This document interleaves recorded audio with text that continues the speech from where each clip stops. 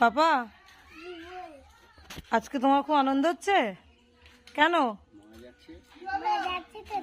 মা কোথায় যাচ্ছে?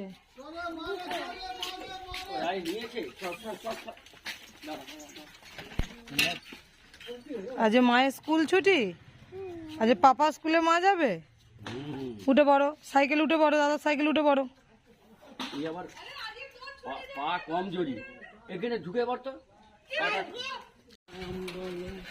গোবিন্দ নাম বলো বলো, গোবিন্দ নাম বলো বলো। কোথায় যাচ্ছিস বাবা? স্কুলে? স্কুলের নাম কি? স্কুলের নাম বিবেকানন্দ